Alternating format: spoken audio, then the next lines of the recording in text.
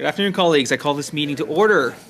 Welcome to meeting number 10 of the Standing Committee on Canadian Heritage. I'd like to acknowledge that this meeting is taking place on the unceded traditional territory of the Algonquin and Anishinaabe people. I'm going to read this fairly quickly because I think we know most of the things on here, but if I read too fast, I'm sure our interpreters will tell me to slow down a little bit.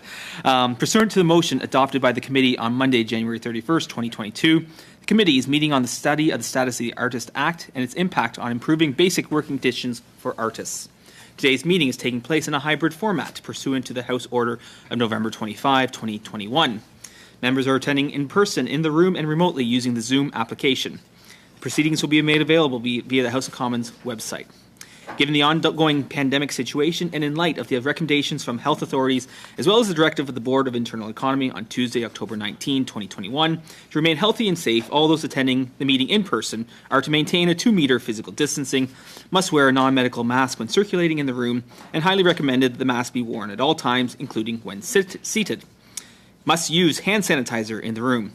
As the chair, I will be enforcing these measures for the duration of the meeting, and I thank members in advance for their cooperation. For those participating virtually, I would like to outline a few rules to follow. You may speak in the official language of your choice. You have the language choices at the bottom of your screen of either Floor, English, or French. If interpretation is lost, please inform me immediately, and we will ensure interpretation is properly restored before resuming the proceedings. Before speaking, please wait until I recognize you by name.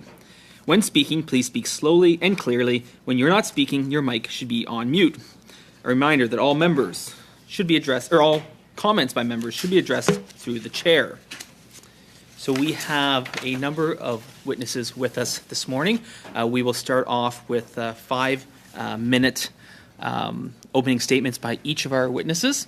We will be beginning with Darcy Michael, who is here as an individual. Go ahead. Oh, I get to go first. Thanks so much. Hi, everyone. Thank you to the MPs and the committee for taking the time to hear me today. My name is Darcy Michael. For 16 years, I've been a proud Canadian comedian and actor. Prior to the pandemic, I had many traditional successes as an artist in Canada, with 10 televised galas at Just for Laughs. I also starred on CTV's sitcom Spun Out opposite Dave Foley, and I have my own 1-hour stand-up special streaming on Crave. Darcy Michael Goes to Church, highly recommended viewing. After Spun Out wrapped, I had a development deal with Bell Media for my own sitcom. I spent 4 years writing the show, only to be told that they didn't think there was an appetite for it. In Canada, when one network says no, there are only 2 other gatekeepers left to talk to. After all 3 networks declined to make the show, I was told to try getting it made in the United States first, then come back.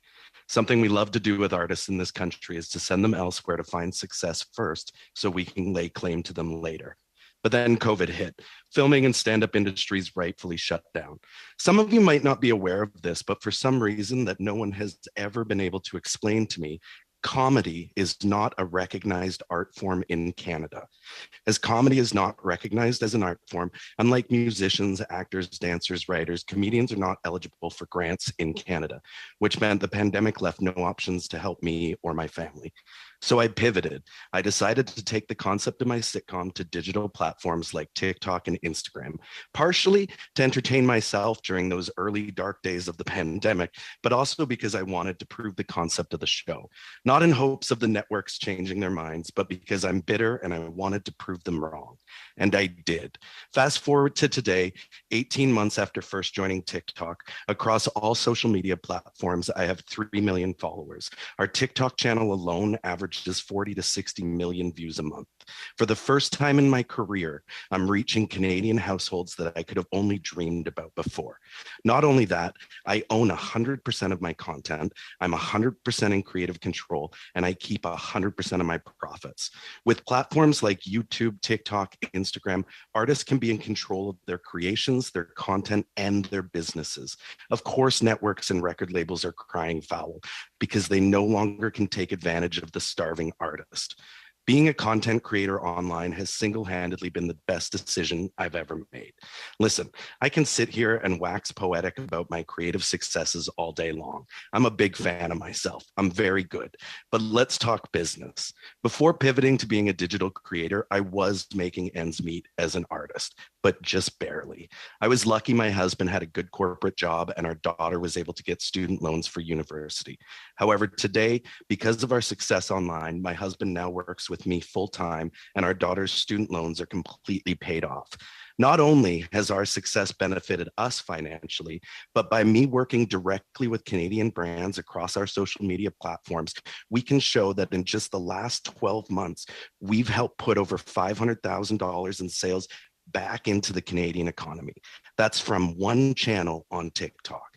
I'm speaking to you as a proud queer digital creator with content that celebrates conversations around mental health, body positivity, and human rights. These are all the things I tried to do with traditional networks, but 3 gatekeepers didn't think there was an appetite for it. 3 million people disagreed with them. I have a career today in spite of the industry. I'm here in front of you as an artist, a Canadian, and as a marginalized voice, asking all of you not to omit us from this conversation any longer, and to see the positive changes us digital creators have been able to make globally, but more importantly, the changes we've been able to make in our Canadian communities from coast to coast to coast. Thank you for your time. Thank you, Mr. Michael. Appreciate you keeping it well under time. Appreciate that. Next up, we have Orbi Wah. Go ahead. Hi, everybody. My name's Urbi Roy. I'm a digital content creator and adult skateboarder. I started skateboarding at the age of 43 so I could spend more time with my kids. My husband was already skateboarding. But once my kids started skateboarding, I knew I didn't want to be the mom standing on the sidelines, videotaping my whole family living their best lives. So I took a couple of lessons. I got on a skateboard. I fell immediately, but I got back up and I loved it. I became addicted. Then in February 21, right when I don't know if you guys remember how dark that particular COVID lockdown was, but I started a TikTok account. I wanted to spread some joy and positivity. And so I launched this account and to share my journey. And I people life. In under 4 months, I gained over 100,000 followers on TikTok and was recently verified. So I have a blue check mark, like I'm a celebrity now. I've been featured on CBC, Blog TO, NBC's Today Show, many other publications across the world. Earlier this month, I was on live TV in New Zealand. That was super cool. People DM me from all over the world and tell me how I inspired them to go back to school, to start a career as a musician, or just wanting to get on a skateboard again or for the first time. Now I'm making a career. I'm planning skate trips for adults. I'm partnering with Canadian brands. I'm running other people's accounts. I'm going to movie premieres. I'm putting together an online course for adults. Oh my God. Okay. But so many doors have opened for me in the past year that I never thought possible. And it's now possible for me to earn a living as a digital creator. But honestly, man, it hasn't been that easy for me this whole time. 20 years ago, I was living in New York City. And after 9/11, like everybody else down there, I had a life-changing epiphany. I quit my job on Wall Street. Sorry, Mom. And I pursued a career in the arts. And I bombed badly. There was no space for me in traditional media. I did not tick off the right boxes. I don't know. I don't know how you can say no to this face, but they did. So I've continued to stop and start my career over the last 2 decades, sometimes successfully, sometimes less so. But fast forward to the pandemic, I was working for my husband's company. He was very busy in the food business. He had to keep the shelves stocked. So I had to give up my job to take care of the kids and make sure they were being fed. But I didn't want to be the mom standing on the sidelines watching my whole family live their lives. And you know what? I feel like skateboarding has given me a new lease on life. It's taught me that every time I fall, every mistake I make, every moment where things don't go my way, it's just part of my journey. If I put in the work and keep trying, eventually I'll land the trick. So translating that into my real life, I realized that it is absolutely 100% possible for a 47-year-old woman to pivot my career and earn a living as an adult skateboarder. And I dare anyone to tell me different. I just have to believe in myself. And sure, pivoting hasn't been easy. I'm definitely trying to figure out the digital creator space. I've made some missteps. Not every door is open for me.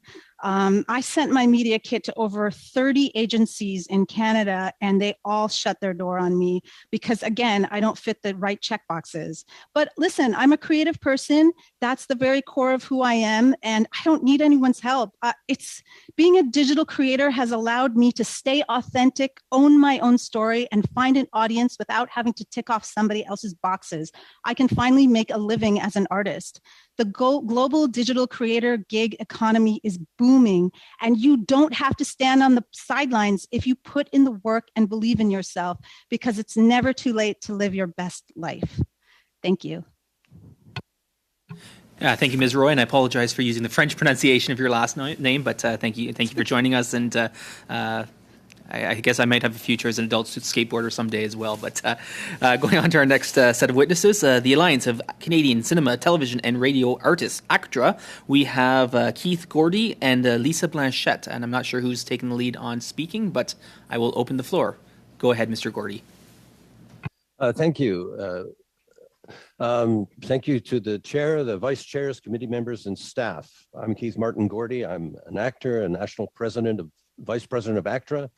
Lisa Blanchette is our Director of Public Affairs and Communications. Thank you for inviting the Alliance of Canadian Cinema, Television, and Radio Artists to appear before you once again.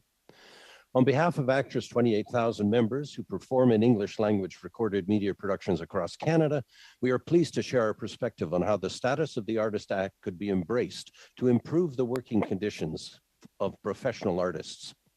The starting point of this discussion is to understand the unique way artists work. Artists are well educated, most have specialized training in their art form, and all spend years refining their craft. We are the original gig workers, self-employed, competing for work, working contract to contract. Actors' agreements ensure individual engagements are well paid.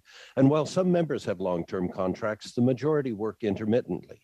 And it is not uncommon to be without a paying gig for long stretches.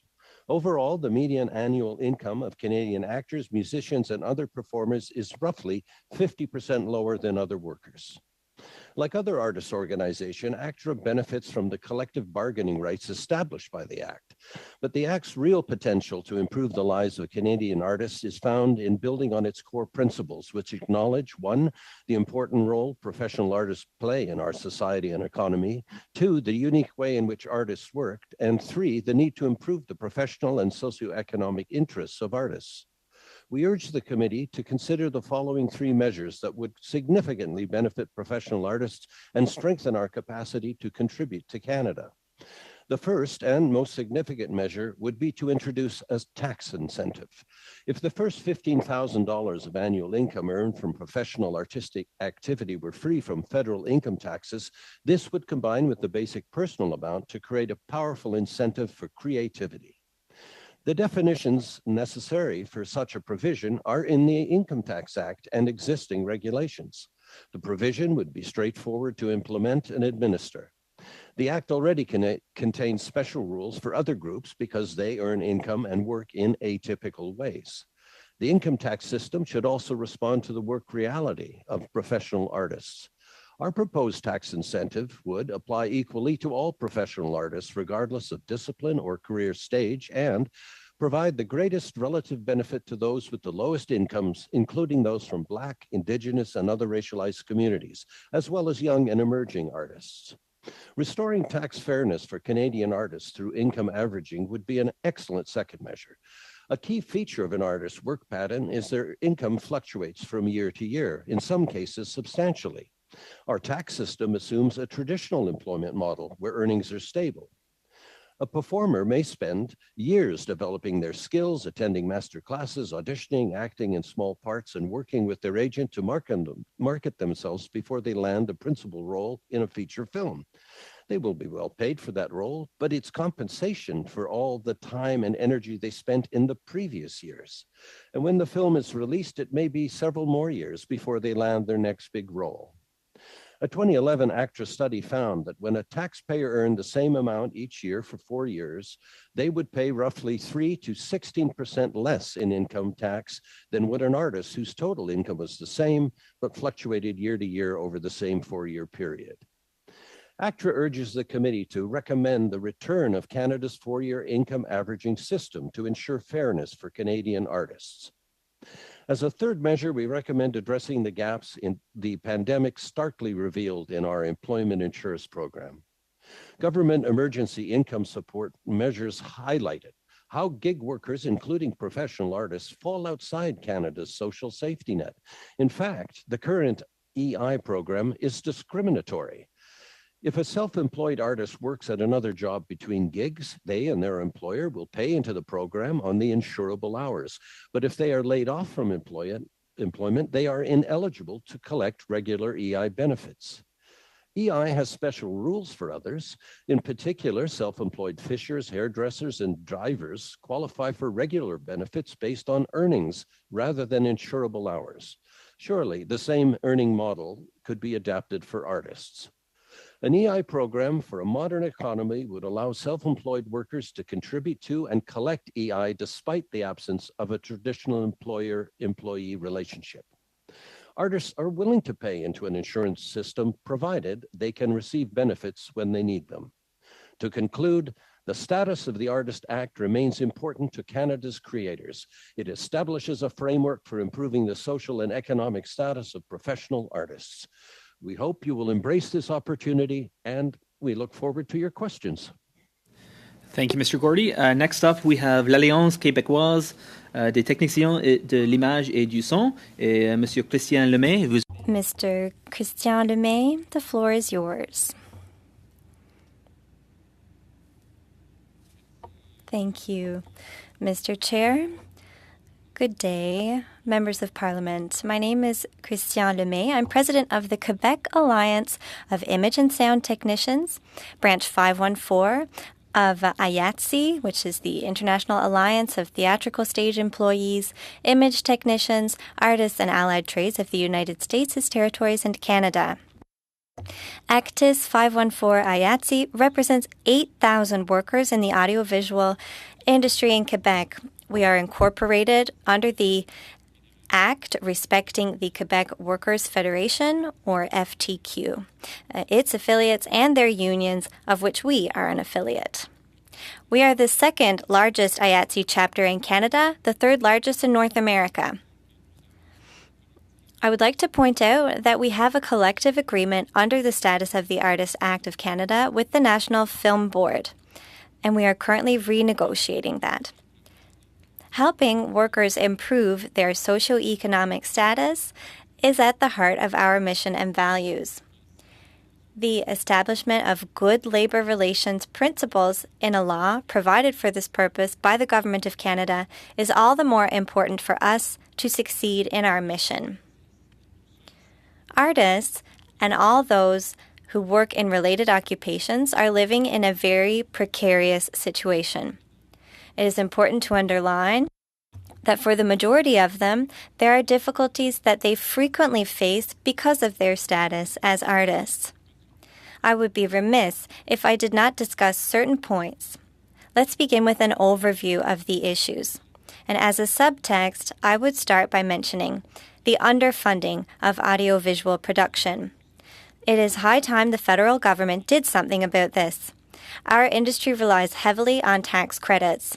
The federal government has not made any changes to these for too many years. And of course, the Quebec government is trying to compensate for this shortcoming. But be aware that an increase in funding would have a major impact on the socioeconomic conditions of our members. Tax status. The tax status of our workers is often questioned by employers, and our members find themselves with the status of self-employed worker, which is often imposed by the employer, sometimes preventing our members from qualifying for insurance when they find themselves between to contracts. Social legislation. Artists and workers in the audiovisual industry are not necessarily citizens like any other.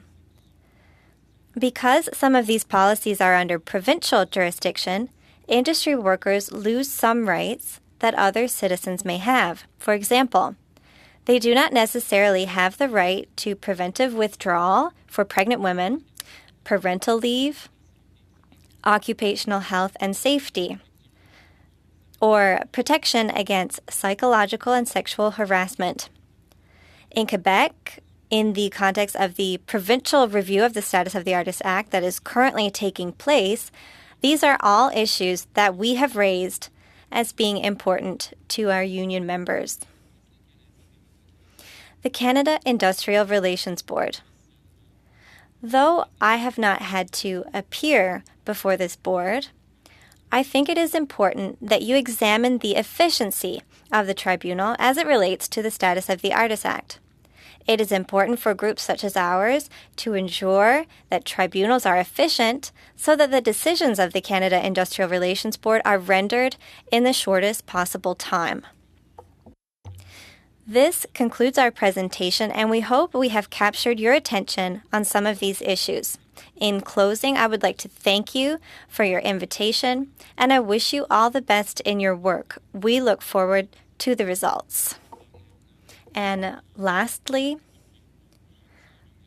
I would also like to thank members of Parliament for the funding assistance for living arts over the past years. Respectfully, Christian Lemay, President of Actis 514, Ayatsi. Merci, Monsieur.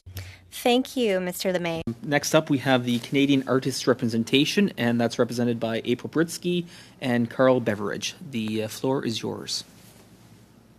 Great. Thank you, Mr. Chair, and to the committee members for this opportunity to speak with you today.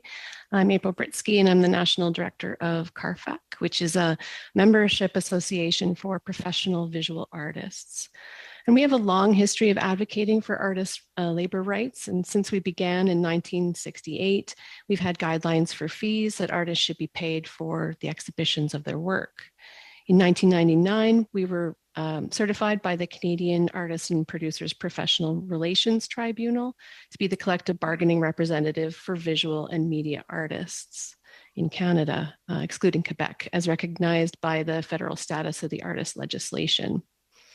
Status matters because there are about 21,000 visual artists in Canada, most of whom are self-employed, and their income is much lower than the overall Canadian labor force. Half of visual artists earn just $20,000 a year, according to the 2016 census. And it's also important to note that the majority of this income comes from the day jobs that most artists must hold in order to support themselves.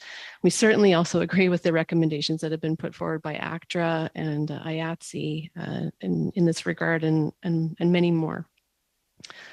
Copyright is a major piece of legislation that helps artists earn income from their creative work. So for visual artists, that's through the exhibition and reproduction rights. We're very pleased that the federal government is committed to introducing an artist resale right to the Copyright Act as well, and we look forward to seeing that happen very soon. The Status of the Artist Act complements and reinforces the Copyright Act. It's all part of a cultural policy toolkit. While copyright establishes the right to be paid, collective bargaining through Status establishes the amount to be paid.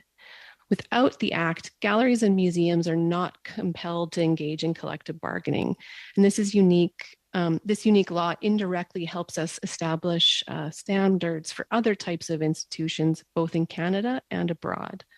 So far, there's only one collective agreement in force for visual artists in Canada with the National Gallery. We had to go all the way to the Supreme Court to make that happen, and it's been in place since 2015. We hope to negotiate with other institutions when the pandemic is over. And now I'll introduce Carl Beveridge. Mr. Beveridge is an artist and a recent recipient of the Governor General Award for Visual and Media Arts, as well as the co-chair of our collective bargaining committee. Thank you. I hope everyone can hear me. I will continue with the thoughts that April expressed. Artists are much better paid because of the agreements negotiated under the Act. Prior to the agreement, we estimated that the total amount paid by the National Gallery in fees to artists was around $40,000 annually. Today, including during the pandemic, the gallery pays an average of approximately $190,000 annually. Just before the pandemic, it was a total of $305 and $776 in fees paid to artists. That means that the National Gallery now pays artists almost 5 times more for exhibitions of their work than before the agreement. 7 times more for an artist representing Canada at the Venice Biennale, which is the premier international art event. The gallery did not always pay fees for reproductions of an artist's work before the agreement. Now they pay for all reproductions. They also now pay for the display of works from their permanent collection. Before, they asked artists to waive fee payments for all exhibition and non-commercial reproduction uses of their work in the permanent collection. The gallery also now pays for uses of the artist's work online and on social media platforms, which is unprecedented in the visual arts sector. Another major achievement is the establishment of fees for the preparation work an artist undertakes prior to an exhibition, such as correspondence, artist statements, image files, and installation design, etc. For a major exhibition, this can be up to 400 hours of work. In summary, the collective agreement under status has enabled an average of $190,000 to be paid to artists annually, compared to the average of $40,000 prior to our agreement. This is a significant increase in income for many artists. On average, 180 artists receive fees from the National Gallery annually. And remember that each year it would be a different group of artists. So over the 6 years of the agreement has been in place, over 1,000 artists have received some sort of fee payment from the National Gallery. Mr. Beveridge, we're at time. If you could just wrap it up in a couple sentences, if you could. No problem, I'm right there. I would like to thank the committee for inviting us to speak. I also thank the federal government for enacting the Status of the Artist Act. It has been of immense benefit to working artists. Thank you. Thank you, Mr. Beveridge and Ms. Britsky. We will now hear from our final group, which is le regroupement des artistes en arts visuels du Québec, et Maryse Beaulieu. Vous avez la parole. Maryse Beaulieu, the floor is yours. Thank you very much. Good day. We would like to thank the House of Commons Committee on Canadian Heritage for giving us the opportunity to appear before it, and to give us the opportunity to express our views on the Status of the Artist Act and its impact on improving basic working conditions for artists. First of all, allow me to begin by introducing the Quebec Coalition of Visual Artists, or RAV, which I represent today as Executive Director. RAV is a group that has existed since 1993. With more than 1,600 members, its primary mission is to work towards improving living conditions and professional practice of artists working in the field of visual arts in Quebec. RAV was accredited on April 15, 1997 by the Canadian Artists and Producers Professional Relations Tribunal. And as you know, it is now the Canada Industrial Relations Board that continues the mission that was assigned to that tribunal. The Act was adopted in 1992 and deals with labor relations between professional artists and Canadian federal government organizations and agencies.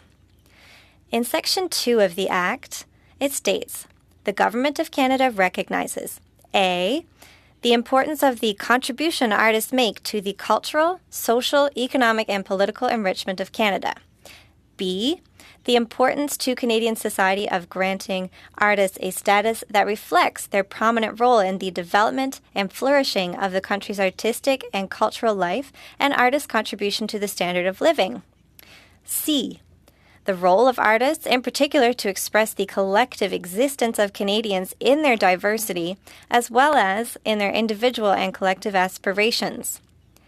D, artistic creativity as the driving force behind the development and flourishing of vibrant cultural industries in Canada, and E, the importance of artists of being compensated for the use, including public lending, of their works.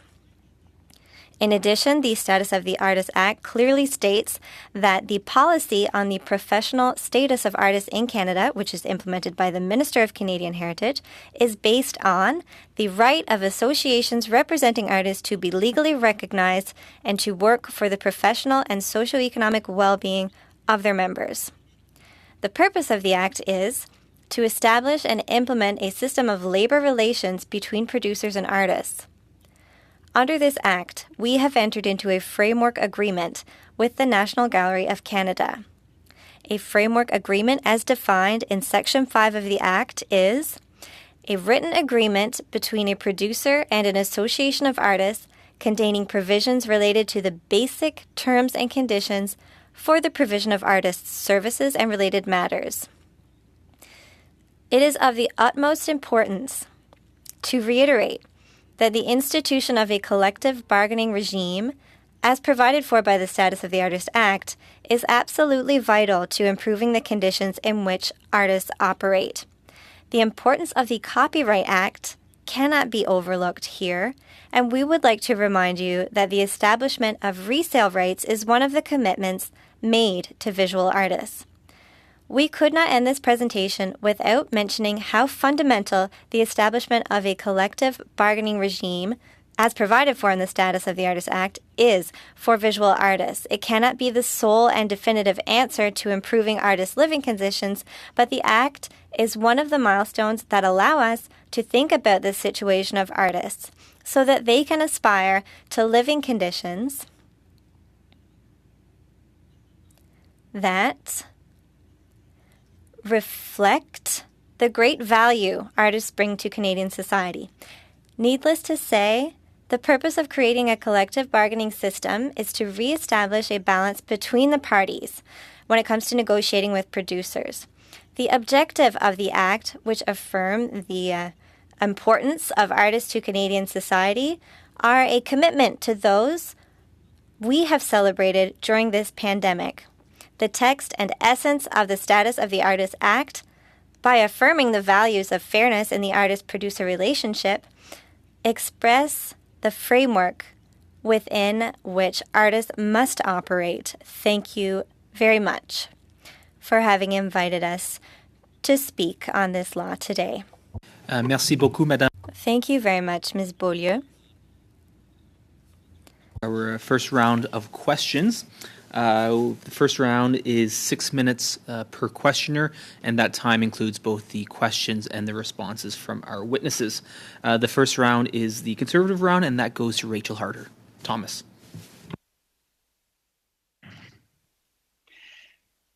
Thank you, Chair.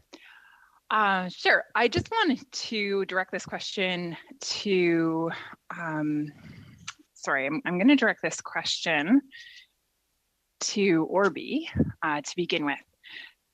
Now, at this point in time, having heard from everyone at the table, I've actually lost track of the number of requests that have been made for government support, government funding, government regulation.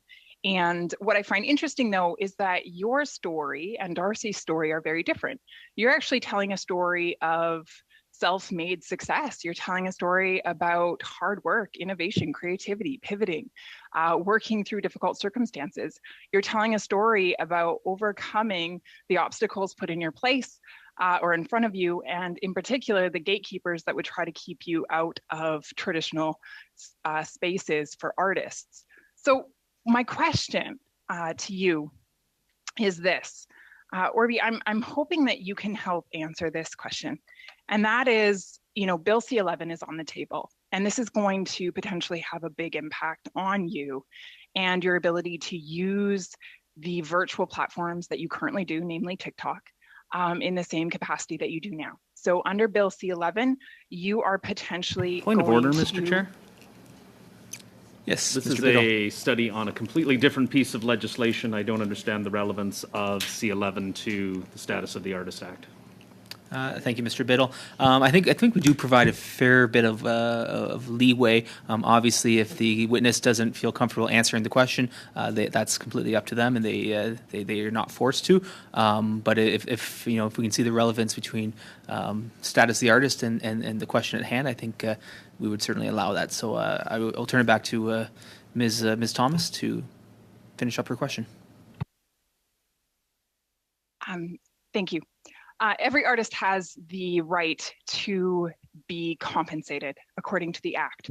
And within the Act, entrepreneurs who contribute to the creation of any production in the performing arts, music, dance, and a variety of entertainment, film, radio, and television, video, sound recording, dubbing, or the recording of commercials, arts and crafts, or visual arts, and fall within a professional category prescribed by the regulation fall under this category. So for those individuals who are with us today who are virtual creatives, I pose this question.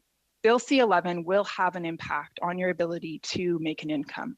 Bill C-11 will force you to pay 30% of your revenue off the top to go into the art fund, which you will pay into but not have the opportunity to apply for funding from. The second thing is that the government will regulate through the CRTC what is considered Canadian content and what is Point not. of order, Mr. Chair.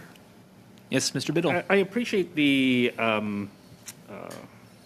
we give a wide berth to questions in this committee, but this is legislation that's still before the House of Commons that may or may not get to us, and I don't know that this is an appropriate line of questioning because it still hasn't related back to the topic at hand and the topic that we're studying, and I'm concerned about getting into discussions with legislation that is still before the House and not before the committee.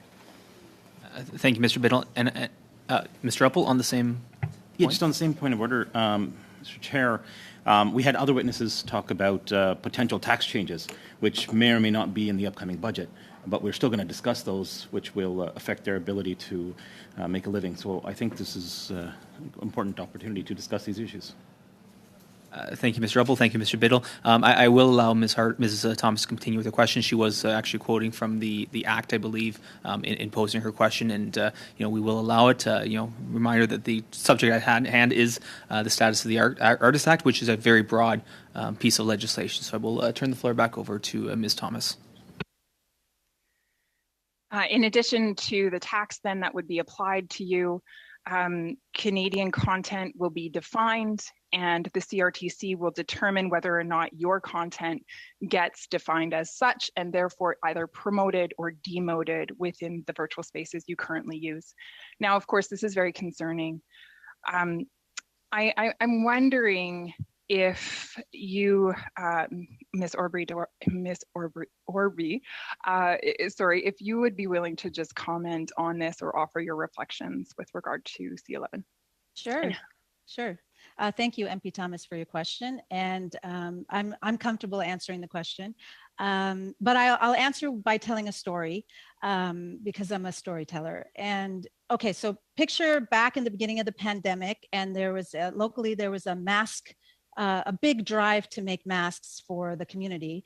And I took some fabric from my last business and donated a bunch of fabric. I donated so much fabric, my name was put on a plaque on the wall in the hospital, like that.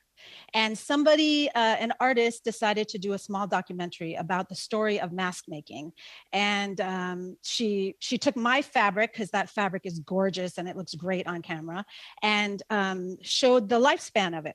Dropping the fabric off, opening the fabric, cutting the fabric, making the fabric into masks, packing the fabric, donating the masks, and then giving it to people. And you know what? I was cut out of that documentary completely. Somebody else told the story and cut me out. And when I asked her why, she said, oh my God, it's unconscious bias, which in my mind is kind of racist. And that was kind of one of the backstories of why I started the darker side of why I started my TikTok channel, is because she said, I took you out of the hero role. And I didn't look at myself as a hero before that. But if I get to tell my own story, I don't trust that people are going to tell my story properly. It's my story. If I get to be the hero, I'm going to own that. over 200,000 people now like my story, are inspired by my story. And I feel that being regulated is going to restrict me. I don't want restrictions put on me. It hasn't worked for me in my favor. And I don't think it will. And for a lot of people that are, don't fit into these boxes, it's not going to work for us. So I'm very concerned about Bill C-11. I'm very concerned about how this is going to affect all of us artists, especially in the digital space. And I hope that answers your question. Ms. Thomas, about 45 seconds left. Okay, Chair. With all due respect, I do hope that the interruptions were accounted for, because I did start and stop my clock, and I have just over a minute. Yeah, we did stop Darcy, them. same question to you, please. Okay, I'll try to keep this brief. Bill C-11 will directly affect ability to earn an income, and that aside, I'm also an ACTRA member, so I do want to say, like, I'm one that I'm on both sides of traditional and digital media.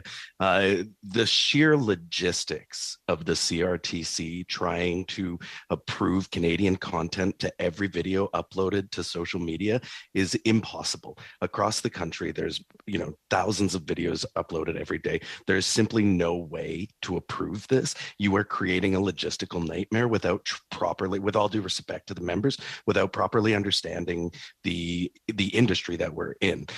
So I just think that we need to make an amendment to that one portion of the bill. I don't want to be included. I don't want to be paying 30% to something that I don't benefit from as a digital creator. I think it's a second tax. I think by the end of the day, I'll be paying 80% tax on my income. That isn't fair. Thank you, Mr. Michael. We will now move on to the Liberal round, and that is Mr. Lewis. Mr. Lewis, you have 6 minutes. Thank you, Mr. Chair. I also want to thank all the witnesses. It's very informative already, and we're only just getting started, so I really appreciate this. If I could begin my questions to CARFAC, possibly Ms. Britsky or Mr. Beveridge. I wanted to talk about artist resale rights. You'd mentioned it, protecting the Canadian artists, which would help those artists, creators, copyright holders, making changes to the Copyright Act, which, like you said, was in our mandate letter, and something I'm a strong proponent of. Adopting the artist rights resale requires little to no ongoing costs for our government. Many people will profit when artwork is resold, but not the artists. And as some of our panelists and myself as a musician will know, musicians and writers are paid for the growing popularity of their work over time through sales and copies. But this does not apply to visual art. So the artist resale right would allow visual artists to receive a small percentage when their work is resold. And many countries are doing this already. So often the full value of artwork is not seen on that first sale. So this would benefit visual artists, like you had mentioned, in particular Canada's Indigenous artists. And this could be an addition to our Copyright Act. So maybe I would start with you, Ms. Britsky. Are there countries that already have artist resale rights? Yeah, there's a growing list. There's over 90 countries around the world. A couple of them added it most recently. Korea is one, and New Zealand is another that implemented it through a trade deal with the UK recently. So it's not new. It's not something that we created as an idea. It's been around a while, for over 100 years now. I've often wondered what it would be like to be there when the exhibition right came into the Act in 1988. I wasn't involved with CARFAC then, but we were the first, and that has gone on to lead to, as Carl mentioned, really important changes in terms of what artists earn through their work with the gallery. But at this rate, will be maybe, hopefully not 100 or the 100th country to implement the resale right. It's something that we're really looking forward to seeing happen in the very near future. Well, thank you. Are there organizations in Canada, perhaps even yours, that are already equipped to collect and distribute compensation? Systems in place already? Yes, there are copyright collectives, and that we have found in other countries that is the thing that makes it the easiest thing to administer and implement is when there is collective management. So, Copyright Visual Arts is who we recommend, but there are others as well. And what would that reporting process look like? Oh, well, I mean, every country does it differently. I know in the UK, they distribute payments every month. Most countries usually collect sales information on a quarterly or an annual basis. So it depends how rigorous you want to be.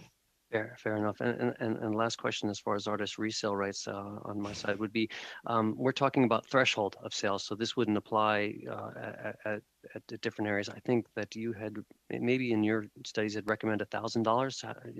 Is that a proper? How did you come up with that number, and who would that affect? Who wouldn't it affect? Well, it's $1,000 in Australia. It's €1,000 in Europe. We had a look at various different case studies of Canadian artists, what it would mean if it were higher or lower, and it seemed that this was a good point. And to make it worth the administration of sending it out, the amount of the royalty to the artist, and to keep the burden of the distribution and of it made sense. Yeah. Well, thank you. I appreciate that. I only have a limited amount of time, so maybe I could turn to ACTRA, Mr. Martin Gordy, if I can. Your opening statement was very similar to my little preamble here. We're talking about the medium of artists being about half of what Canadian artists are. I think it just bears repeating. At the same time, pandemic or not, you talked about the volatility, income volatility, and different sectors in the arts are going to recover at different paces. We know that arts is going to be the last, but within that sector, recovery is going to happen differently.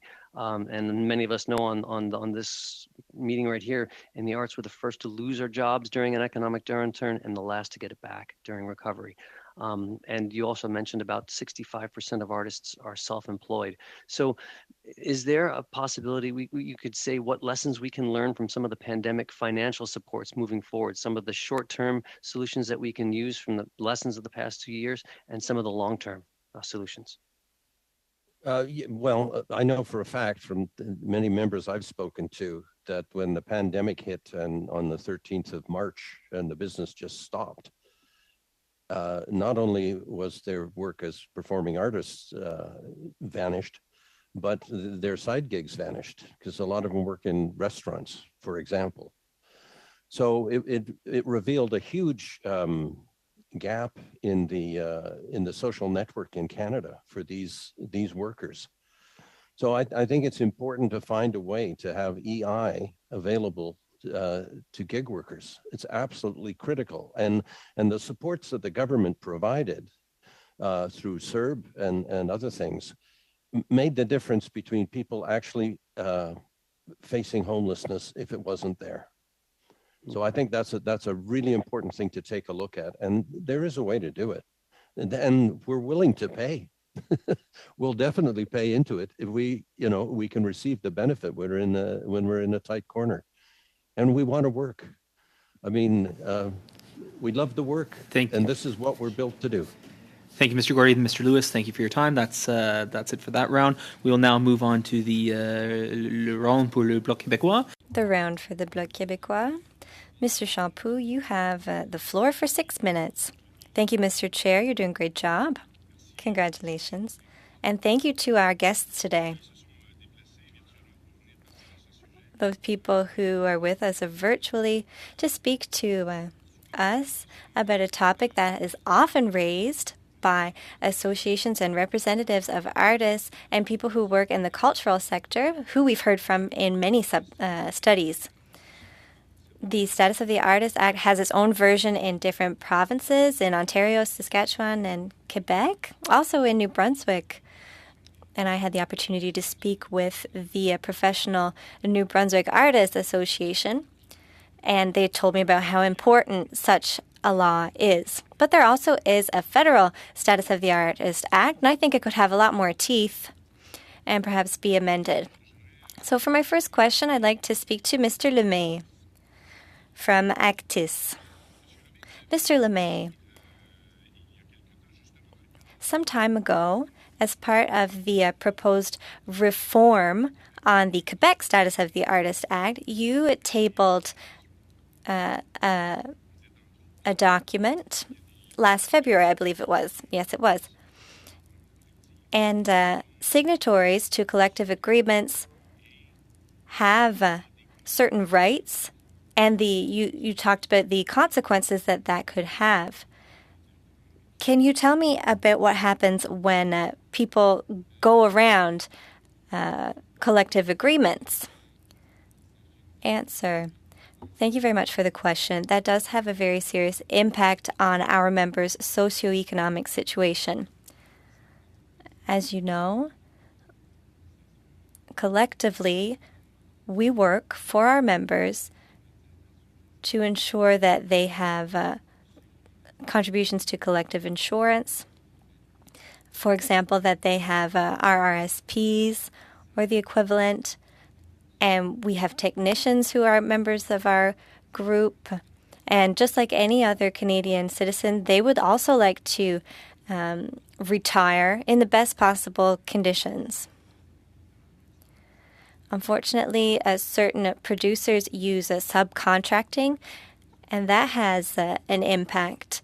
There's not enough collective bargaining. There's not enough contributions going to our RSPs, and this significantly reduces the socioeconomic benefits to our members. There are also certain abuses under the Canada Labour Code, whether it be regarding workplace health and safety or factors that relate to contractual obligations between an employer and employee. Mr. Champoux, do you have a solution to propose? I don't know. For example, would you propose to producers to respect agreements and to make sure that they adhere to and negotiate and sign agreements? Answer. Well, as for us, it's difficult because we work with independent producers who are members of a group of employers like a QPM, for one example, working in publicity. So when they resort to subcontracting, we are then forced as an organization to run after all these subcontractors who are hiring artists who are recognized as artists under the Status of the Artist Act. So for us, it's a goose chase. Question. At the federal level, what could the federal government do to improve the situation of independent workers and artists in the cultural sector in Quebec and everywhere in Canada? Answer. Well, I think it would necessarily have to go through looking at the reality of our artists, our workers in the industry, and to have more robust actions.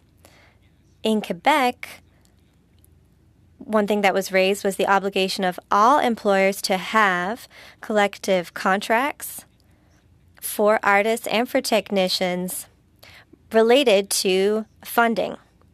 So if there were a reform of a funding for Telefilm Canada or the Canada Council for the Arts, we can imagine that there would be an obligation for all artists to have a mandatory collective agreement. Mr. Champoux, you talked about the efficiency of tribunals. I'd like for you to give us a status update on how long it takes for a decision to be handed down from this tribunal. Answer.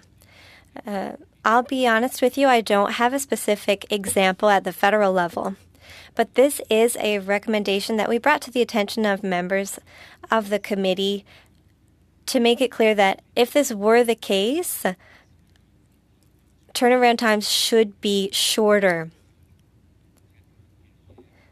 Because if there is a complaint filed for unions and their members, if it takes too long, there is a significant negative impact. So we brought it up at your committee, as we did in Quebec when the Status of the Artist Act of Quebec was being reformed, because this tribunal takes care of these issues and its decisions must be rendered as quickly as possible. So that is a recommendation I make with no specific examples. Thank you very much, Mr. Lemay. Thank you very much. For the last round, it is over to Mr. Julian for the New Democratic Party for 6 minutes. Merci beaucoup, Monsieur. Thank you very much, Mr. Chair. To all of our witnesses, we thank you very much for your very important testimony, and we hope that you and your families continue to stay safe and healthy during what we hope will be the final weeks of this pandemic. I have questions for all of you, but I'll start with Mr. Gordy, Madame Blanchette from ACTRA. You've put forward very useful and specific recommendations around a tax incentive, the first $1,000 of artists' income averaging, and gaps being filled in the EI program. Thank you very much for these recommendations. Can you tell us what you foresee in terms of the future of Canadian artists if all of these elements are put into place, and what you foresee if none of them are put into place? Well, I would think if it's put into place, you'll have a flourishing of the creative arts, and you will have people, fulfilling the best of their abilities and contributing to our society. In Ireland, income earned by creative artists is tax exempt up to, I think it's 50,000 euros. So there is that freedom. You earn the money, and that's maybe not a high bar, but you earn the money, and you're allowed to live a fuller life and devote your energies to your creative abilities. And it's a great thing for society. If it's not implemented, then all these creative artists who are between gigs, they're working in the restaurants. The trajectory of your career is lessened. You don't hit the same heights. You don't. You're not allowed the time and energy to be as creative as you are. So I think that's a detriment to our society. And we learned from the pandemic, what really exploded when the pandemic hit and everybody was at home. They turned to the arts. Netflix and all those other providers, their subscriptions went up. It's an integral part of being a human being to have that kind of expression and to partake in it as an audience.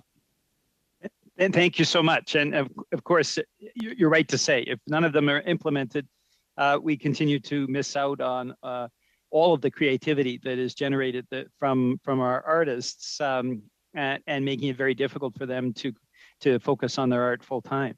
I'd like to go to Ms. Britsky and Mr. Beveridge. Now, you've talked about the Status of the Artist Act in very positive terms, but how can we make things better for artists? I mean, it is a compelling argument about the increase in funding, for example, from the National Gallery. But are there changes that you propose, improvements that could put artists at a higher level in terms of their contribution to the Canadian economy and to the Canadian quality of life? I hate to say this, but what we need is not only the federal status of the artist legislation, but we need provincial status of the artist legislation. If you really want to change the economic status of artists, we need, because most institutions are under provincial jurisdiction. We can only bargain with the National Gallery and a couple of others, like the War Museum, the Museum of Civilization, etc. It's very limited in that sense. If we're talking about the overall income of artists, we really need to work on it provincially. I just want to add one thing in, since we're talking about the act itself. And one of the stumbling blocks we had when we're negotiating with the National Gallery was grievance procedure. How do we deal with complaints? Because the reality is, as an organization, CARFAC does not have the resources to go through the usual labor relations grievance process. So it might be worth thinking about how can we create a grievance process, particularly for organizations like ourselves, that would not be as costly as they are in the general labor relations sector. April, do you have anything? Yeah, I know for a while we had also talked about, just collective bargaining training, because most of us have never been through that and don't have the support of the big unions as well. And in terms of grievances, I mean, this is a small one, but it also kind of goes back to a previous question that was asked about, how long does it take for the tribunal to hear something? We did have a complaint that we had to take to CAPRIT, which is no longer around, but it was a 2-year process for various reasons. And so I also hope that that can be streamlined. And I think the main reason was they didn't have the expertise at the time when it was needed. Thank you. Thank you. Je vais passer maintenant. Now I will give the floor to Mr. Lemay and Ms. Beaulieu. We have been mentioning guaranteed income for artists. And what would the position of your respective organizations be regarding that idea to put in place funding for artists? Would you like me to begin? As for us, for the 8,000 technicians, we're in a very distinct situation from the reality of artists who see a contribution when it comes to their performance. That is something we have thought about, but we do have salaried employees in Quebec. And that group's work is heavily subsidized by tax credits and the provincial government. The socioeconomic conditions of our members corresponds to their expectations in that regard. But as for having a predetermined fixed salary range for technicians, that is something that we're looking into at the moment. A little over time for that answer, but moving on to the next round. This is the 5-minute and 2.5-minute round, and we will start with Mr. Waugh for the Conservatives for a 5-minute period. Thank you, Chair. Welcome, guests. We're seeing a major digital technology happening across the world, and my fear is you got ACTRA and all the other groups here. You're falling behind because, as witnessed today by Darcy and Orby, I think your organizations are falling behind. And I once was an ACTRA member, and I don't know what your fee structure is today, Mr. Gordy, and I don't know in the last 2 years how many artists have withdrawn investments by ACTRA. But I think around the table here, we can see a major shift happening, not only in this country, but the world, in how people watch entertainment, see entertainment. And I worry about actually the 3 or 4 groups in front of me here today, because I think you're living in the dark ages. And I just want to touch on some of that. Maybe ACTRA, you start, and your fee structure and how many investments were pulled from your RSPs in the last 2 years. As I have some with you still, but I'm wondering how many artists have withdrawn them over the last 2 years since March of 2020. To be honest, I don't know how many have withdrawn. I do know that the amount of money that the ACTRA Fraternal Benefits Society manages on behalf of the performers who have contributed over the years is somewhere around $800 million. And it keeps growing. So, and this is a safety net, and this is also provides for performers, for dental and eyeglasses and all that sort of thing. And we are constantly negotiating our agreements and modernizing them. We've negotiated the BCMPA in BC, the IPA recently, and are in the midst of negotiating the commercial agreement right now. We have many agreements. We work with the engagers to have something that works for everybody. It's part of collective bargaining, and it's a great thing that the status of the Artist Act allows us to do that. Yeah, so you're sitting on a sizable 800 million. You're sitting on a sizable amount in your investment portfolio. Yes, it's ACTRA Fraternal Benefits Society, which is an arm's length organization started a number of years ago by 4 actors who said we need a little extra something to take care of us, because there isn't anything there. So you see where I'm going. You have Mr. Michael, who couldn't get the deal done with Bell TV. Now he's on his own. He's got 3 million subscribers on TikTok. So he has already left ACTRA and the other groups. He's on his own. I don't know if he participates in an RSP, but with 3 million subscribers, and now, Mr. Michael, I'm going to turn to you, and 100% control of profits. How do you deal with this? All of a sudden you got 3 million, which you would never get on Bell, by the way, and now you have it on TikTok. Being a former Bell employee, I can tell you, you would never get 3 million viewers in a day. So you're getting that on TikTok, and maybe explain the financial aspect of this, because that's where this is going in, the new century here. Absolutely. And, like I'm a proud member of ACTRA, just to be clear. I have my RSPs with them, and I take that TikTok money and I put it into my ACTRA RSPs. However, I will say that ACTRA does get in the way. Sometimes I actually recently had to turn down a $7,000 gig because ACTRA denied me from being able to do it because it was deemed reality television. As I defined it as promotion, they defined it as reality TV, and I lost that gig.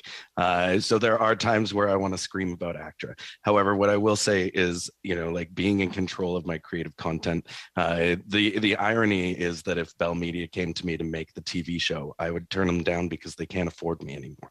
I make more money doing it myself. And I don't have to listen to 10 executives ask me to explain a joke to them. Nothing is more exciting than being in a room at Bell or CBC and trying to walk someone through a joke that they just don't get.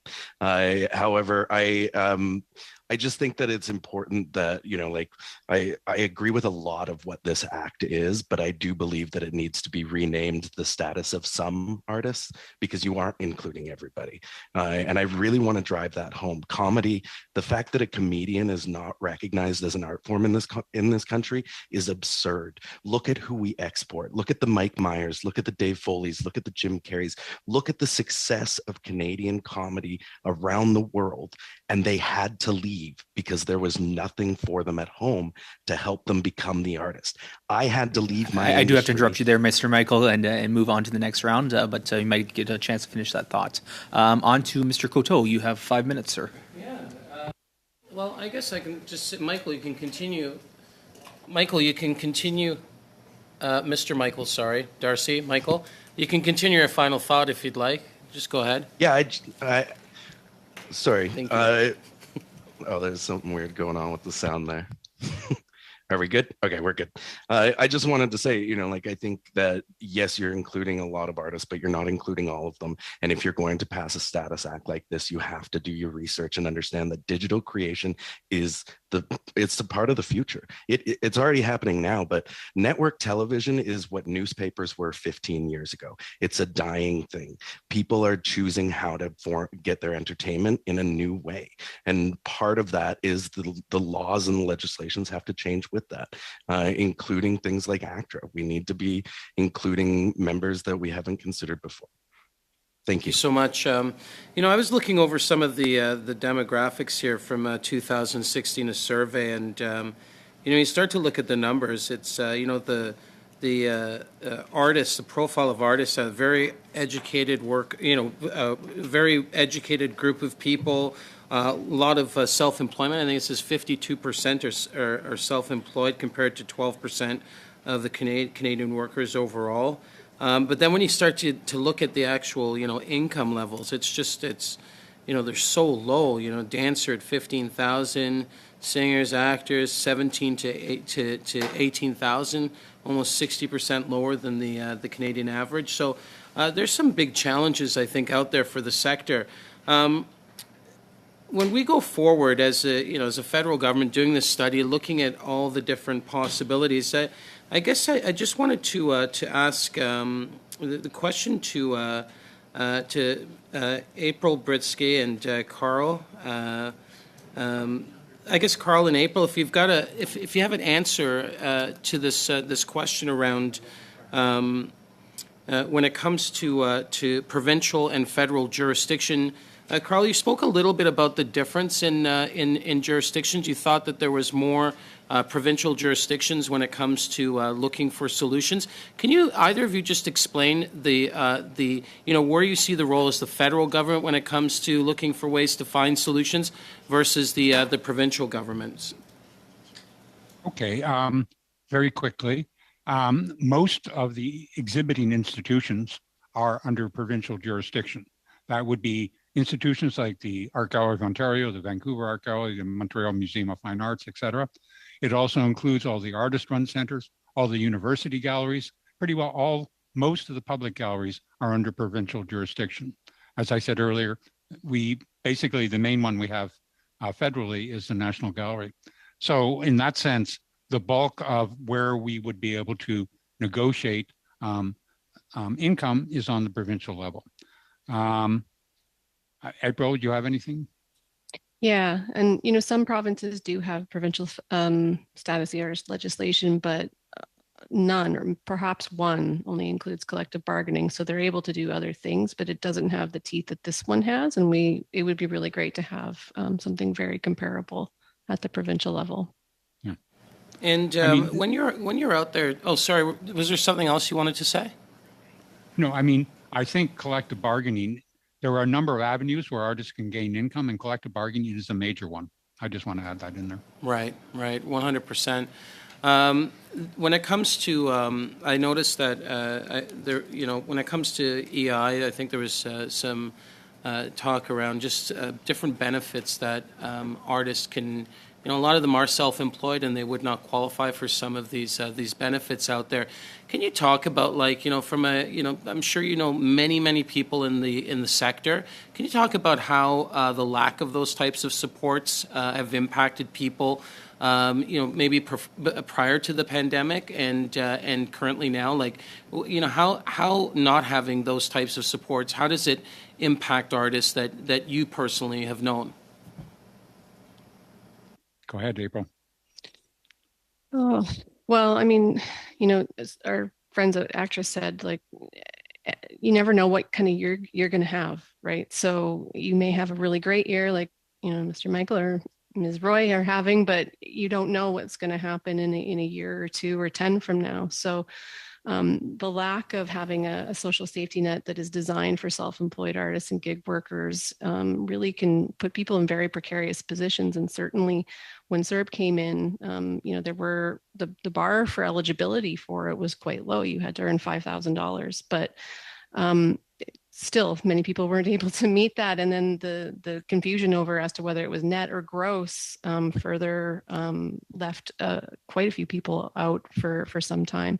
So you really never know when you're going to have a good year versus a bad year, and what kind of impact that could have on you on an ongoing basis. And I can say that. I'm sorry, I do have to cut you off. We're up for the time for that round. Thank you so much. I appreciate your time. But perhaps you can come back to that thought in another question. Mr. Champoux, vous avez la parole. Mr. Champoux, the floor is yours. Thank you, Mr. Chair.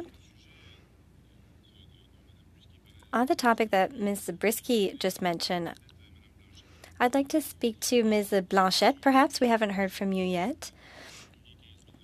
You were talking about a non-taxable first $15,000 and how EI absolutely needs to be amended to make it more accessible to gig workers.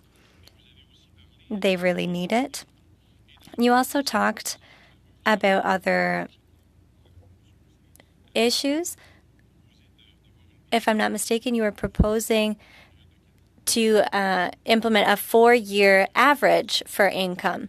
In Quebec, with the Status of the Artist Act provincially, how it works is artists can set aside money when they have a strong year for income, set it aside for later. How do you see these two proposals? Are they compatible? And would a 4-year proposal be preferable? Keith, I'll start and then I'll hand it over to you. I think we we were advocating for the 4-year income averaging because that was what was available in the past. Up until 1989, that was available to artists. And that is something that we thought familiarity. That was first and foremost on our minds, that it was something that was available. And we've done it in the past, still available. And I'll turn it over to Keith now to talk more about income averaging. Make a huge difference.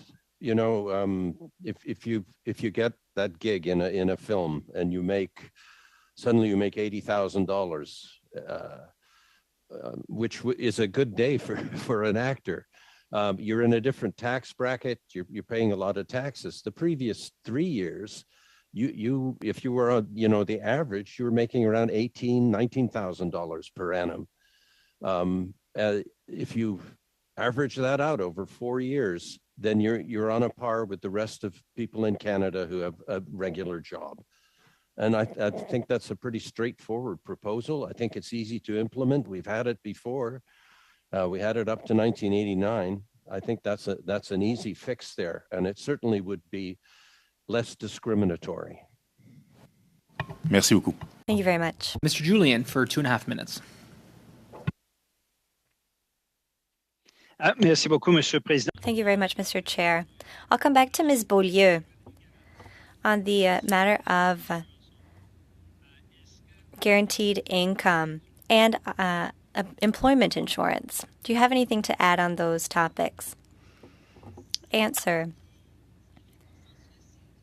Well, there's certainly a consensus on the social security net and the gaps in it that exist for all artists. And employment insurance could address those shortcomings. We know that visual artists are often independent workers, so they're part of a category that's more non-traditional as employees. I think it's very worthwhile to notice that the federal status of the Artist Act notes that artists are independent and are able to enter into collective agreements, which, of course, we wish were the case for the Provincial Act, which is currently being reformed. As I mentioned in my speech, we're here to discuss the status of the Artist Act, which constitutes a fragment of the ways that visual artists can intervene. Of course, there's the tax aspect, there's the EI aspect, there's provincial legislation, and there's also copyright, which is a very central issue. We also raised, along with CARFAC, we've raised the importance of resale rights for visual artists, which would help address the situation. Thank you very much. Julian. Yes, to Mr. Michael and Ms. Roy, thank you. Very compelling testimony. What have you heard today that you also think would be helpful, even for folks who have become social media artists and have done that independently of the kind of supports that we normally put into place? We've talked about employment insurance, income averaging, tax incentives. Would any of those measures be helpful? Thank you, Mr. Julian. I absolutely.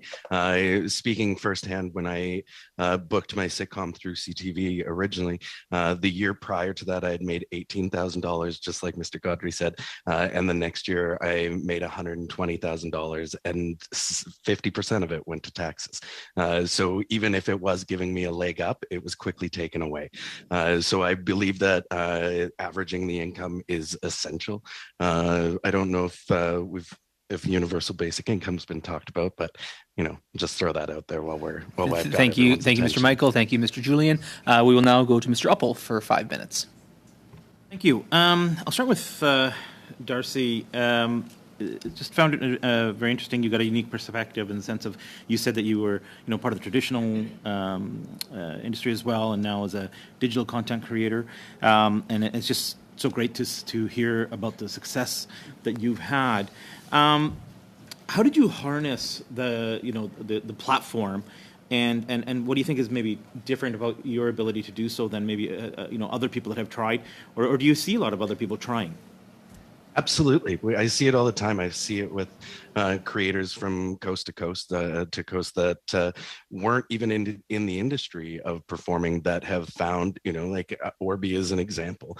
But, like there's a creator on the East Coast, Alicia McCarville, who has close to 5 million followers and is now under the comedian kind of platform on TikTok. I think like I work directly with brands. We do basically the same thing a network would do. I create my content, and every now and then you're going to see a commercial on my channel that helps me finance further creation of that content. The difference is brands want to work with me because I can give them the specific information about my users. I know the average of male, female, I know their ages, I know their locations. These are things networks can't provide when they're selling commercials to just, broadcast TV. So more and more brands are leaving television, they're leaving radio, and they're going to creators like myself to get their specific product to specific people. So again, instead of working, I've done commercials for television as well over the years. And again, it's 30 people in a room trying to make a decision. Whereas now I work directly with the brand. I pitch them my idea, I write it, I direct it, I produce it, I post it, I get the money. So I do have a lot more control than I've ever had before. And it's really exciting. I don't think I'm the exception to the rule, to be clear here. I have found success. I've been in the industry for 15 years. Like I said earlier, I am very good at what I do. So yes, I think that helps. But I think that there is a way for other artists in this country to transition to this platform and find the same kind of success. Thank you. Ms. Roy, same kind of question for you as well about how you were able to harness the platform and how that's led to your success. I think, thank you for your question. I think maybe the world needed a little joy and positivity when I started my TikTok account. So I think some of it was timing. But in Darcy's case, he's able to make a lot of money with brand partnerships, and I haven't found that same level of success as him yet. But I think there's other channels, right? I look at things as making money on my own terms.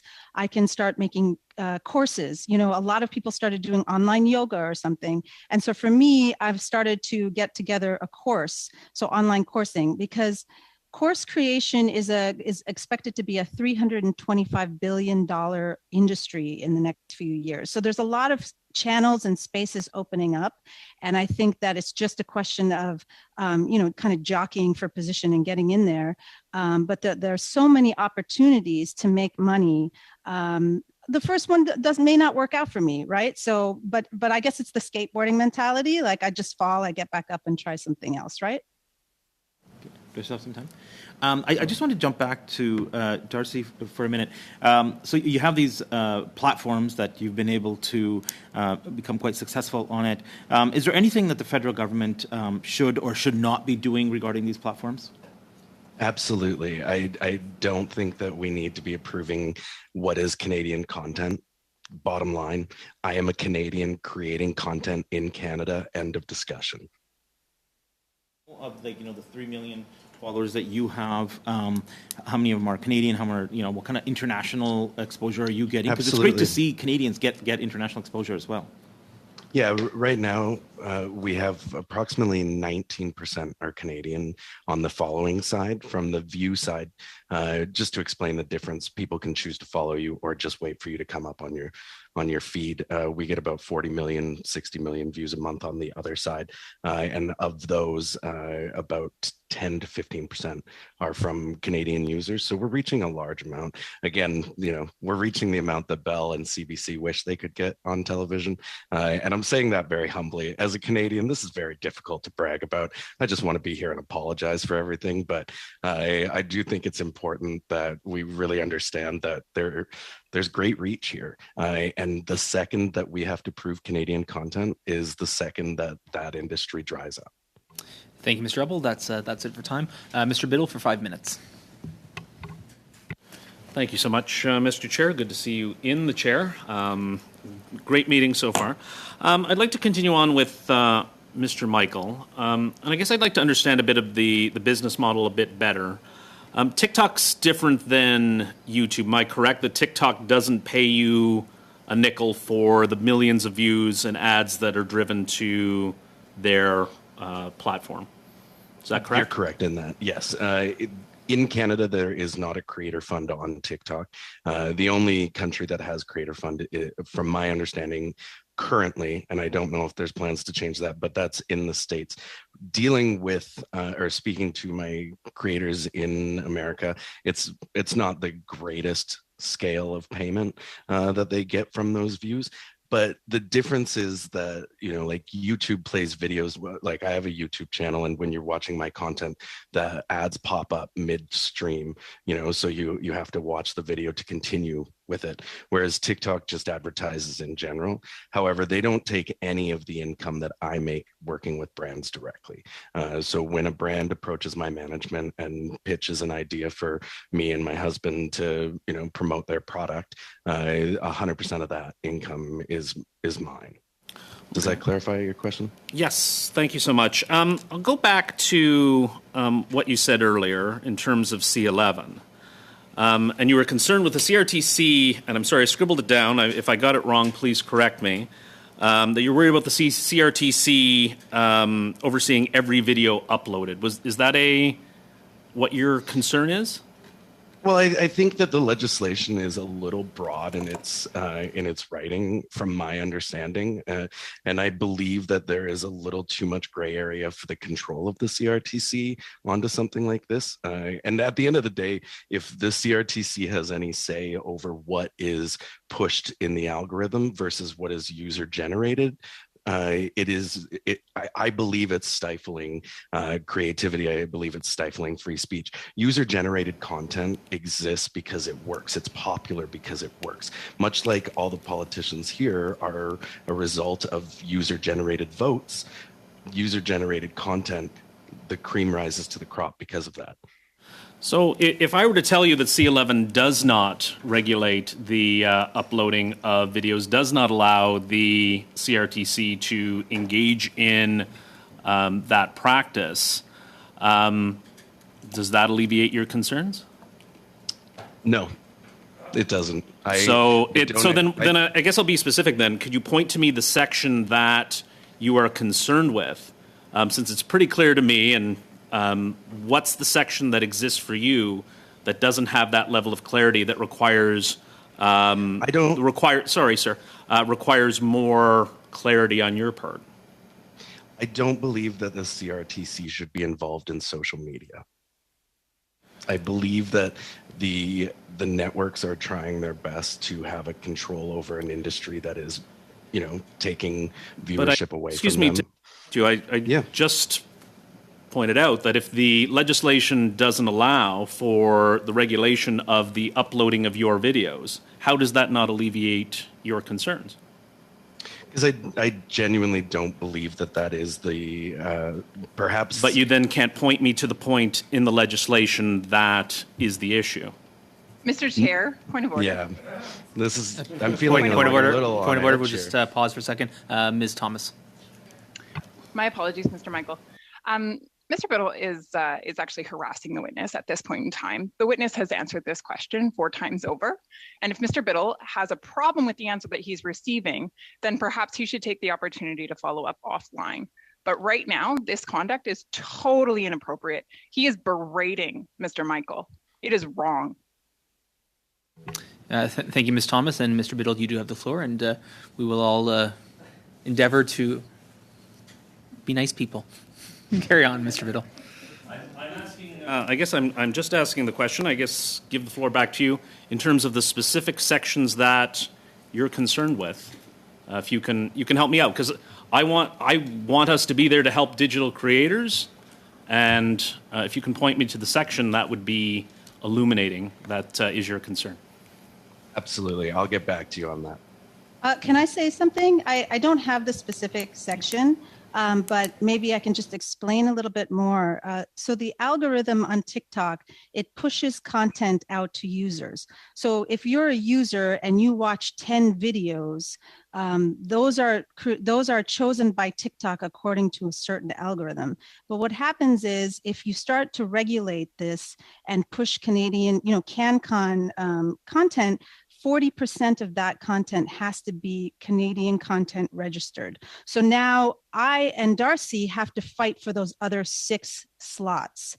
And we are not CRTC eligible. I am not incorporated, so I'm not able to be a part of that. So 40%, I and Darcy are going to be pushed aside for the big media, people who are registered for CanCon. So I don't have the bill in front of me, but from my understanding, and when we spoke to the minister earlier, that is something that's kind of been slipped in.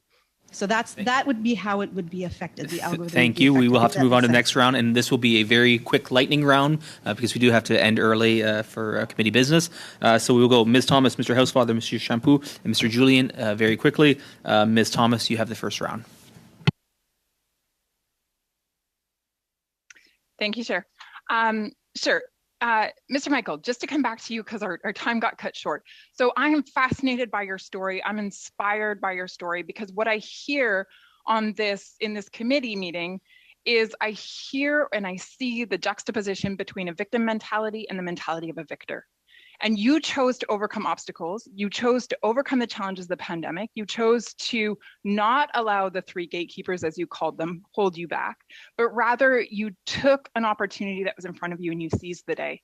Now, here's my question for you. Do you need the government to help you by putting in place Bill C-11? No, currently.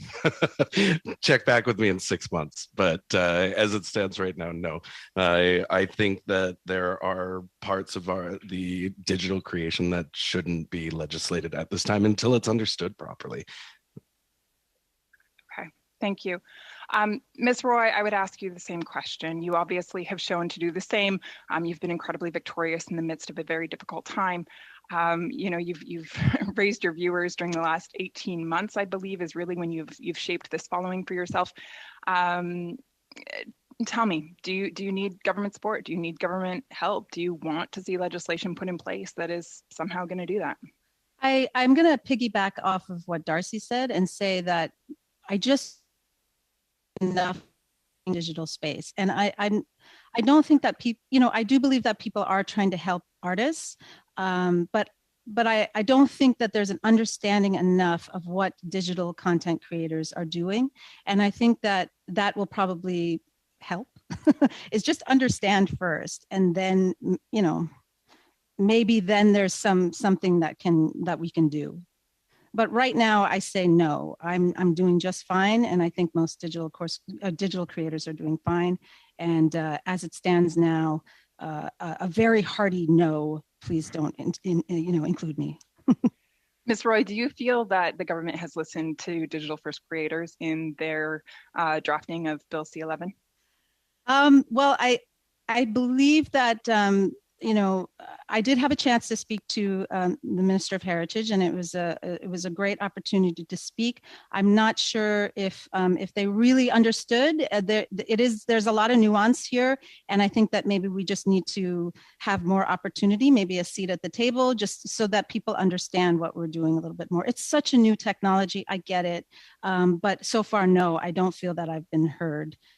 Just from the line of questioning that Darcy was dealing with. Mr. Michael, you can follow up on that question as well if you wish. Yeah, I definitely think that we need to have a better understanding of how complicated this industry is and how very vastly different it is from traditional media. I just don't believe it should be included as it is right now. Okay, awesome. Thank you so much.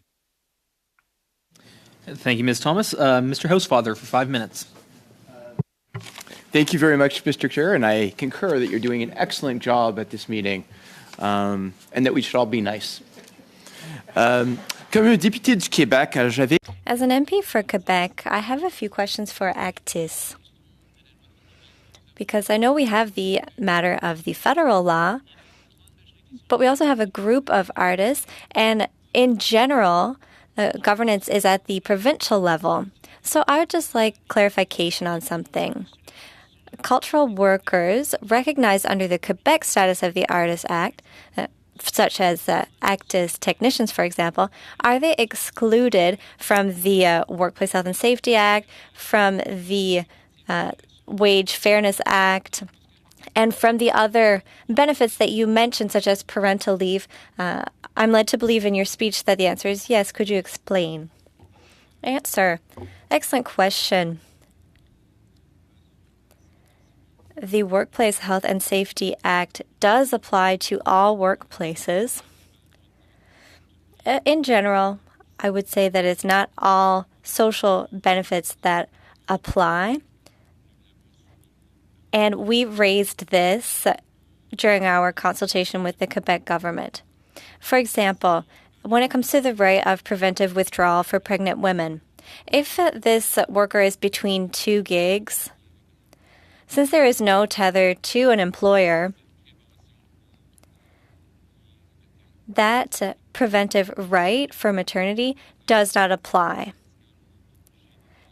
And as a union, we ended up having to represent workers in front of the Quebec Tribunal to advocate, because no matter what the link was with the employer,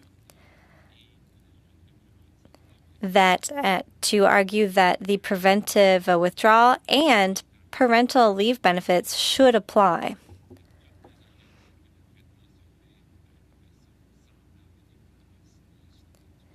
This should be the case as it is for any other citizen in Quebec. Mr. Housefather, I understand. So if we looked at all of the different acts that apply to cultural workers, we would decrease the precarity of cultural workers.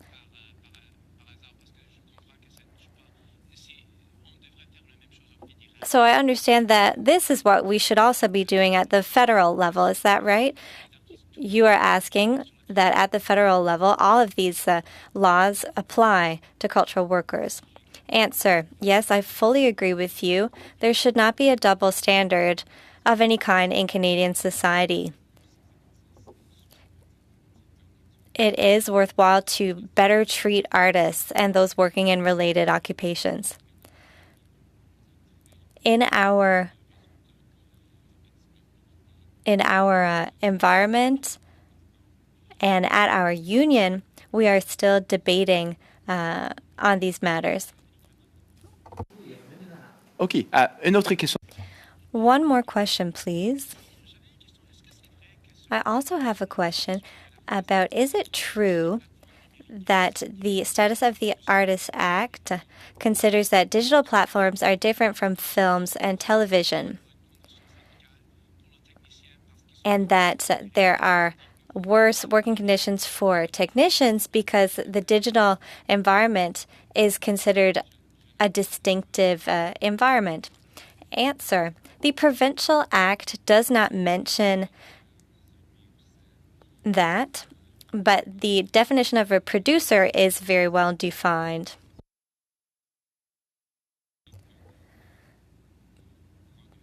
It's important to note that what was presented to us at the time about emerging digital platforms, considerable efforts were made in Quebec to ensure a framework for this new business model. And I can assure you that unions and other associations were left to our own devices when it came to the digital evolution. In Quebec, a number of associations mentioned that new digital platforms were no longer as new as they once were.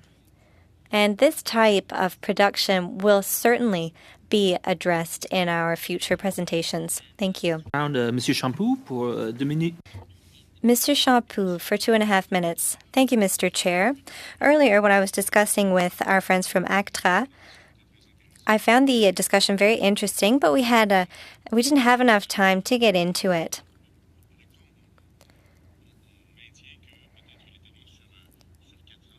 So we were talking about 4-year income averaging. I find that very interesting, and I'd like to discuss it with Ms. Beaulieu. Ms. Beaulieu, who represents a high number of freelance workers, including in Quebec. So what is the preferable model between the one that ACTRA brought up, the 4-year income averaging, or the current one under the Quebec Status of the Artist Act, which consists of, for an artist that had a very good year, to set aside income, and I think that was for a period of 10 months. The Quebec Act will soon be reformed. Could this be a suggestion that could be made to both levels of government? Answer. Mr. Champoux, I tell you that I mostly prepared for the federal Status of the Artist Act. But as it pertains to Act S32.01, for some years we have been involved in the collective bargaining aspect. You have a much more refined mechanism than the one we're involved with. We're asking for the possibility to have collective agreements with broadcasters. Thank you. Since we don't have very much time, perhaps I could ask the question to Mr. Beveridge or to Ms. Britsky. Do you have an opinion on this? In your opinion, is one of these two models better than the other? April? Sorry, so there's income averaging or something that's been proposed in Quebec, which I'm not. Basically, you're able to set aside a high income to, I guess, another year when you might have a low income versus the 4-year income averaging. I don't know enough about it to really say which one works better. You would have to talk to a tax expert, I think, to say what might be the most benefit to an artist of the two schemes. I wouldn't know off the top of my head. C'est bien, mais je vous remercie beaucoup. Merci. Great. Thank you very much, and thank you, Mr. Chair. Champoux, and final round for 2.5 minutes to Mr. Julian. Thank you. Well, thanks very much, Mr. Chair. I'd like to thank all our witnesses. I'd like to come back to Ms. Roy, because I did ask the question earlier. Some of the elements around tax incentives, income adjusting, gaps in the EI program, even a guaranteed livable basic income, are these things that you think that social media artists would be useful in that sector as well? Thank you for your question again. I'm not really sure how I feel about, just being honest, I'm not really sure how I feel about universal basic income. I'm inclined to say not necessary. But the income average over the course of several years, just as somebody who has been a freelancer at some respect since I left Wall Street, that would be beneficial. But I do think that, including digital creators, there's still a lot to learn, and maybe just more importantly, just learning about what our needs are a little bit more would be helpful. But that was the one thing that stood out to me. Okay, thanks very much. I'd like to go back to ACTRA now, Mr. Gordy and Madame Blanchette. So you do have a number of artists that are social media artists, but members of ACTRA. Mr. Michael is one of them. He's just mentioned. So I wanted to get a sense of how many members of ACTRA are active on the social media front. In other words, earn their income from social media platforms. And the recommendations that you made today, are they conceived with social media artists in mind? Because of course, we've heard some testimony that they would be useful in both areas. Lisa, do you know how many? I would say it's really hard for us to give you a number, Mr. Julian, because we don't have an agreement for social media. We don't have something that I could point to and say, oh, we represent this number of workers. But Mr. Michael's not an anomaly. There are other social media artists that are part of ACTRA. Right? Well, I think it's to answer your question, I think it's an evolving situation and rapidly evolving. The equivalent of ACTRA in the United States is SAG-AFTRA. they've just promulgated an influencer agreement in an effort to protect and cover, the people who make their living in that regard. And I guess, Darcy, you're an influencer. So, and it's something ACTRA's looking at, but it's brand new stuff in many ways.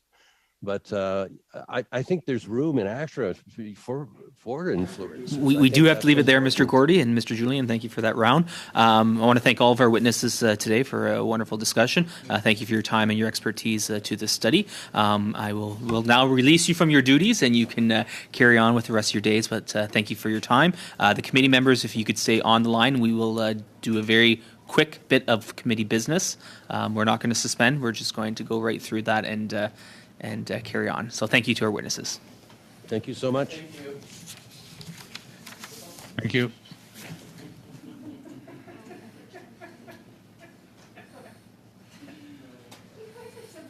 Okay, thank you to the committee members. We have a couple of items of committee business that we need to get through, and I think we can do this very quickly in the last 7 minutes that we have here. First is that our subcommittee met on March 7th. You've all received the report. If there's no questions or comments, I would entertain a motion to approve the subcommittee report. Ms. Hepfner, any comments or questions, or shall I call the vote? All those in favor? Opposed, if any? That carries. The second item is witness lists have been provided for upcoming studies. You will have received that, both in terms of those from the Department of Canadian Heritage and those from the Library of Parliament. I suppose, Madam Clerk, that's for information purposes. Should committee members wish to, I will turn the floor to you, Madam Clerk. I will just need some direction as to whether or not we're inviting the people that were suggested by the Department of Canadian Heritage. So if everyone is in agreement, then I'll invite them, and if they're not, then it will just be the Department of Canadian Heritage.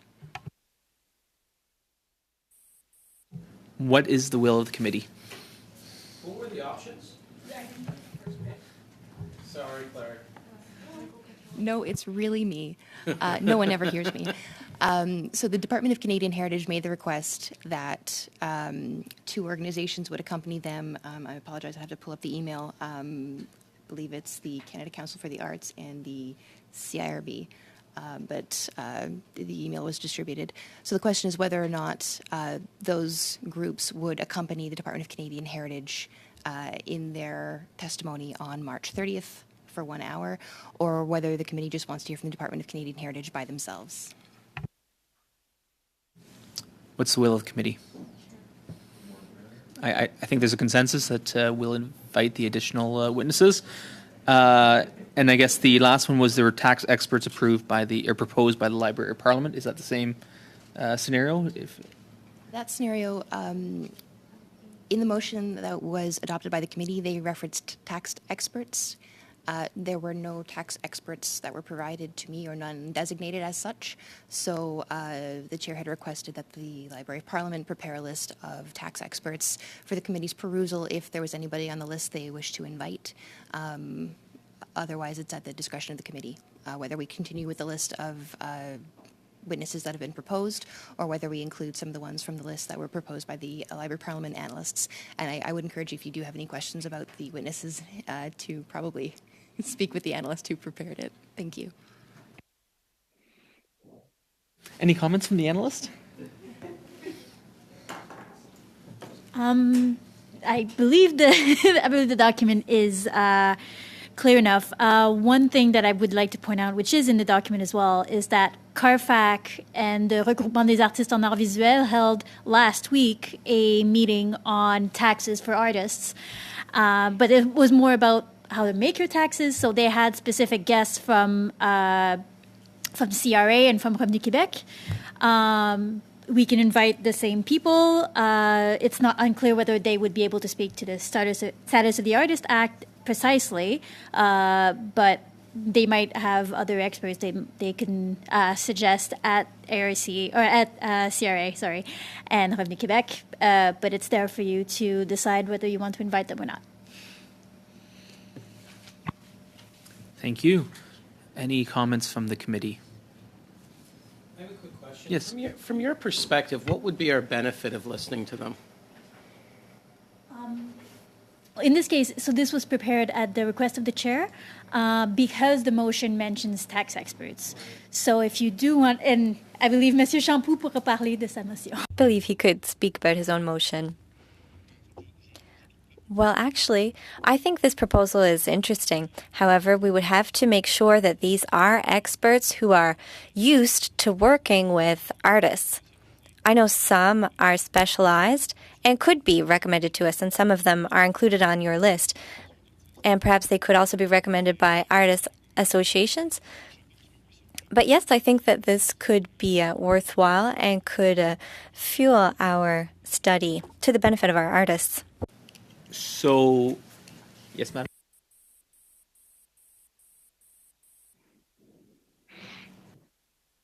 So our esteemed clerk would like some direction as to who we should invite. Would Mr. Champoux and then Mr. Biddle? Actually, the question was to check and see whether the witnesses who have been proposed by the library really are experts on the subject, especially when it comes to cultural workers, independent workers in the cultural sectors. If we know that these are very knowledgeable people who will be able to answer specific questions, I agree with the proposal. I guess the horse has been let out of the barn in terms of being specifically focused on this, on the status of the Artists Act, as we've gone well beyond that with all of our witnesses, as was pointed out by Mr. Uppel. But I don't see we're then really getting beyond things if we're inviting tax experts back to discuss a study on a piece of legislation that doesn't deal with the tax code. So I don't know. If the committee wants them, we won't put up a fight, but is it beneficial to the study, I guess? Shampoo? I'll just take my mask off. So the question of the status of the Artists Act is more broad than just the act itself, and it might not have been clear, but what we have been studying is the status of artists, because their reality is different from that of other independent workers in more traditional sectors, perhaps. So perhaps, yes, the original request for this study could have been more broad instead of just to focus on the status of the Artists Act. And I admit that this is getting quite broad. But the proposals that we've been hearing from our witnesses often regard the different tax credits, the different regimes regarding to tax, and EI. So it would be worthwhile to hear from those witnesses, even if it seems to be more broad than the initial scope of the motion. Oops. Mr. Lewis? Okay. Sorry, Mr. Chair. There, with the interpretation, there was a delay. My question is, it is only now that I understand that this list, this list was sent out.